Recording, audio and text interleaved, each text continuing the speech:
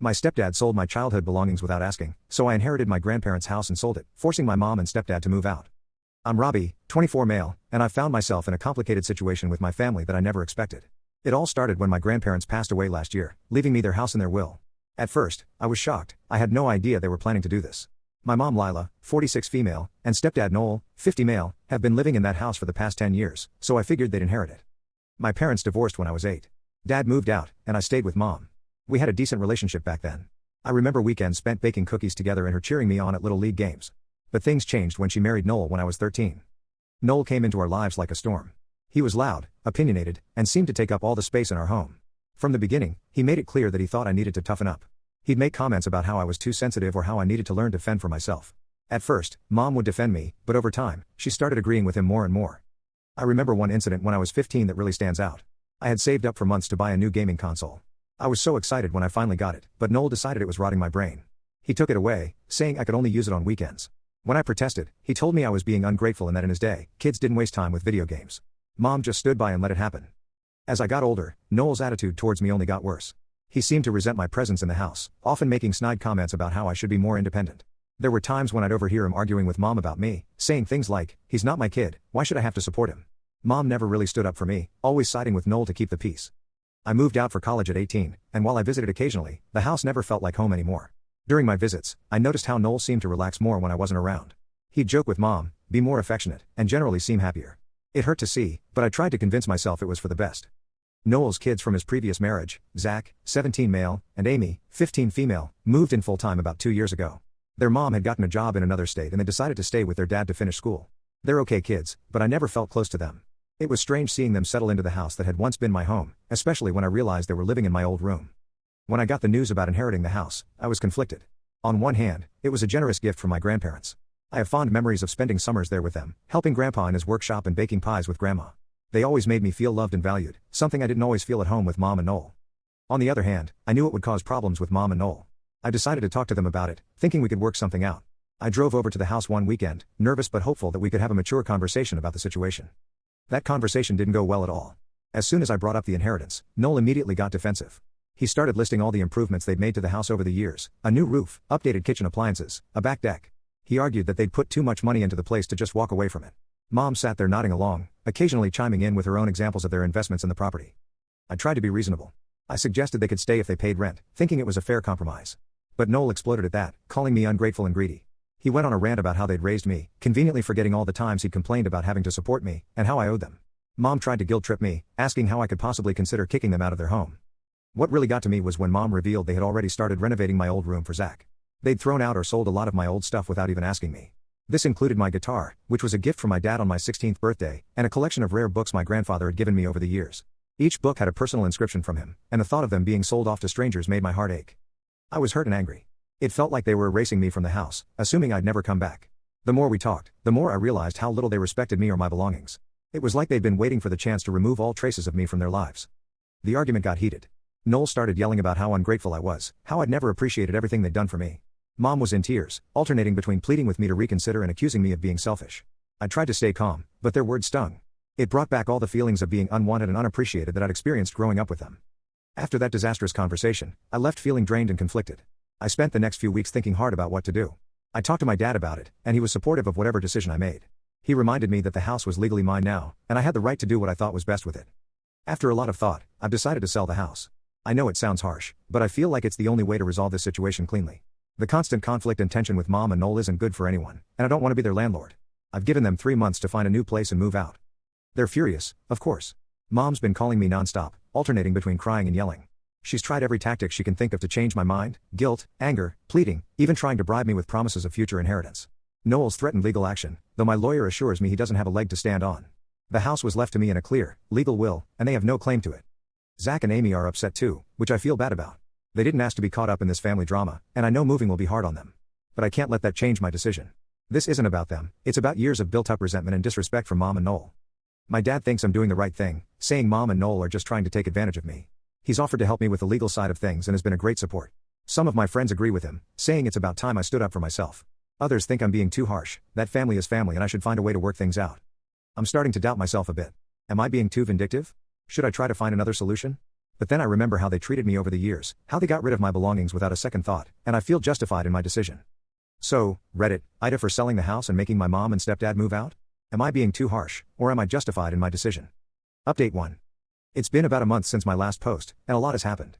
First, I want to thank everyone for their advice and support. It's been a challenging time, and your comments have helped me stay grounded. After my last post, I decided to stand firm on my decision to sell the house. I've been working with a real estate agent, and we've already had a few interested buyers. The market in our area is pretty hot right now, so it looks like the sale will go through quickly. It's a strange feeling, knowing that the house I grew up in, the place where I have so many memories, will soon belong to someone else. But I keep reminding myself that it's for the best. Mom and Noel's reaction to this has been intense, to say the least. They've gone from anger to bargaining to depression, sometimes all in the same day. Mom keeps trying to appeal to my emotions, bringing up childhood memories and talking about how this was supposed to be their forever home.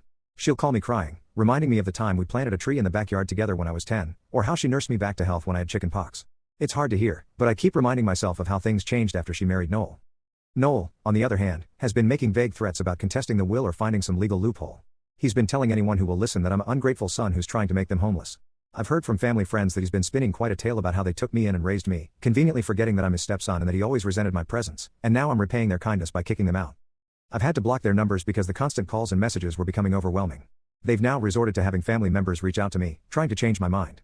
My aunts, uncles, and cousins have been calling and messaging, some taking my side, others begging me to reconsider. It's exhausting, but I'm holding my ground. One unexpected development came when my dad's sister, Aunt Carol, 52 female, reached out to me. We've never been particularly close. After the divorce, Mom didn't encourage me to keep in touch with Dad's side of the family. But Aunt Carol called me out of the blue one day, saying she had some information she thought I should know. She revealed some information about my grandparents that I never knew. Apparently, they had been helping Mom and Noel financially for years, paying for home repairs and even covering some of their bills. They did this because they worried about how Noel was managing money, but they never told Mom and Noel that the house would go to me. Aunt Carol told me that my grandparents had confided in her about their concerns. They'd noticed how Noel always seemed to have money for new golf clubs or fishing gear, but would come asking for help when it was time to pay property taxes or fix the roof. They were worried that if they left the house to Mom and Noel, it would be mismanaged or possibly even lost due to financial troubles.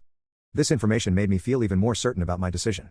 It seems like Mom and Noel have been relying on my family's generosity for far too long, and it's time for that to stop. I feel a mix of anger and sadness, anger at Noel for taking advantage of my grandparents' kindness, and sadness that Mom allowed it to happen. In a moment of weakness, I did agree to meet with Zach and Amy. They're understandably upset about having to move, and I wanted to explain my side of things. We met at a local coffee shop, neutral ground where we could talk without Mom and Noel intervening. To my surprise, they were more understanding than I expected. Zach even admitted that he'd overheard some of Noel's financial troubles and was worried about their stability. He told me about overhearing arguments between Mom and Noel about money, and how there were times when Noel would come home late smelling of alcohol, waving around receipts for expensive purchases they couldn't afford. Amy was quieter, but she shared that she'd always felt uncomfortable about living in my old room. She said it felt like they were trying to erase me from the family, and it never sat right with her. Hearing this from them was both validating and heartbreaking. I realized that in many ways, they were victims of this situation too. After our talk, I've decided to set aside a portion of the money from the house sale to help Zach and Amy with their college funds. They didn't ask for this, but I feel like it's the right thing to do. They shouldn't have to suffer because of their parents' poor decisions. When I told them about this, they were shocked and grateful. It was a small bright spot in this otherwise difficult situation. As for Mom and Noel, they still have 2 months to find a new place. I've made it clear that this deadline is non-negotiable. My lawyer has advised me to communicate with them only in writing from now on, to have a clear record of all interactions. It's been hard, ignoring their calls and only responding to emails or texts, but I know it's necessary to protect myself legally. This whole situation has made me realize how toxic my relationship with Mom and Noel has been for years. It's painful, but I'm starting to accept that going low or no contact might be necessary for my own mental health. I've started seeing a therapist to help me work through all these complicated feelings. It's helping, but there's still a long way to go. Thanks again for all your support, Reddit. Update 2. It's been another month, and things have taken an unexpected turn. The house is now officially sold, set to close in 3 weeks. Mom and Noel still haven't found a new place to live, claiming they can't afford anything in the area.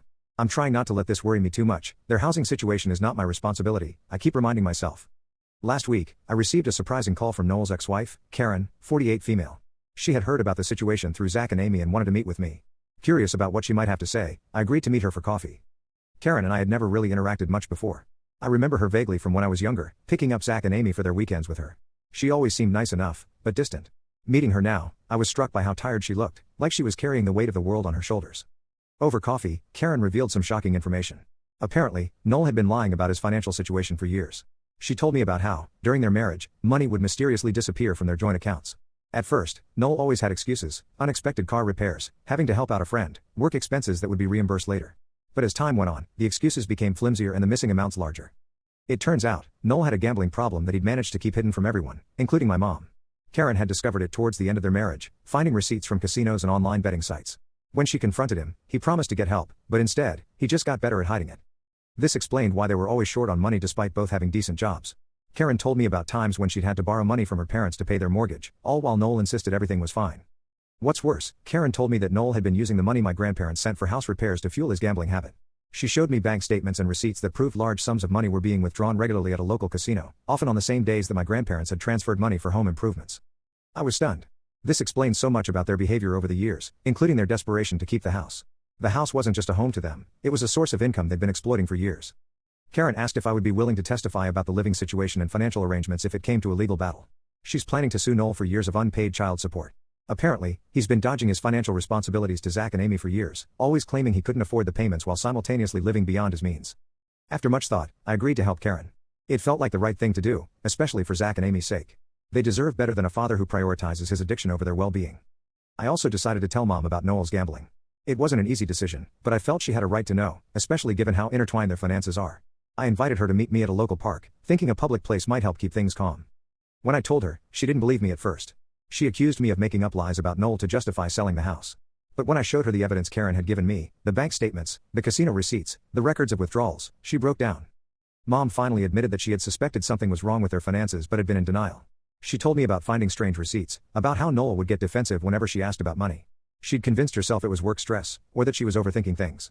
Hearing her talk, I felt a mix of sympathy and frustration. How could she have ignored so many red flags? She apologized for how she had treated me over the years, especially regarding the house situation. While I appreciate her apology, I'm not ready to forgive her just yet. Years of choosing Noel over me can't be erased with one conversation. But it was a start, I suppose. As for Noel, he disappeared 2 days ago after Mom confronted him about the gambling. No one knows where he is, and Mom is worried sick. I feel bad for her, but I can't help thinking this might be for the best. Maybe this will be the wake-up call she needs to finally break free from his influence. I've extended Mom's move-out date by an extra month to give her time to figure things out on her own. I've also offered to help her find a small apartment she can afford. It's more than she deserves, perhaps, but I can't bring myself to leave her completely stranded. After all, despite everything, she's still my mom. This whole situation has been a roller coaster, and I'm emotionally exhausted. But I'm also relieved that the truth is finally out. It feels like a weight has been lifted off my shoulders, knowing that I wasn't crazy or ungrateful for feeling the way I did all these years. Update 3. It's been 2 months since my last update, and I can finally say this chapter of my life is closed. The house sale went through without any hitches, and I've put most of the money into savings and investments. It's strange to think that the house I grew up in now belongs to someone else, but I'm trying to focus on the future rather than dwell on the past. Mom moved out last week into a small apartment. I helped her find a place she could afford on her own and even helped with the moving process. It was an emotional day for both of us. As we packed up the last of her things, I could see her struggling with the reality of the situation. She kept pausing to look at old photos or knickknacks, lost in memories. She's still struggling to come to terms with everything that happened with Noel, but she's starting to rebuild her life. She's found a part-time job at a local library and is talking about going back to school to finish her degree. We're not close, but we're talking occasionally. I'm not sure if our relationship will ever fully recover, but at least it's civil now. Noel resurfaced about a week after he disappeared. Turns out he had gone on a gambling binge and lost a significant amount of money. He's now facing legal troubles, not just from Karen for the unpaid child support, but also from some of his creditors. Mom has filed for divorce, which I think is the best decision she's made in years. Zach and Amy are now living with their mom, Karen. I've kept in touch with them, and they seem to be doing okay, all things considered. They're understandably angry with their dad, but they're in therapy and working through their feelings. The trust funds I set up for them with some of the money from the house sale have given them some security for their future. They can access it for education expenses now, and will get full control when they turn 25. They were grateful, and we've actually started building a better relationship. As for me, I'm doing all right. This whole experience has been a harsh lesson in standing up for myself and setting boundaries. I've continued with therapy to work through some of the issues from my childhood and this recent drama. It's helping me gain perspective and heal. I've also reconnected with my dad and his side of the family. They've been incredibly supportive throughout this whole ordeal. I'm even considering moving closer to them for a fresh start. Dad and I have been spending more time together, making up for all the years we lost after the divorce. It's been nice to rebuild that relationship. Aunt Carol has become a regular part of my life too. She's been a great source of support and has shared more stories about my grandparents. It's helped me feel closer to them, even though they're gone. Looking back, I don't regret my decision to sell the house. It was difficult, but it brought a lot of long-hidden truths to light. While the process was painful, I think everyone involved is better off now that we're not living in denial. I've learned a lot about myself through this process. I've discovered strength I didn't know I had, and I've learned the importance of setting and maintaining healthy boundaries. It's been a tough journey, but I feel like I'm coming out the other side as a stronger, more self-assured person. Thank you, Reddit, for all your support and advice throughout this journey. It's been invaluable in helping me navigate this complicated situation. I'm looking forward to the future and the chance to build healthier relationships moving forward.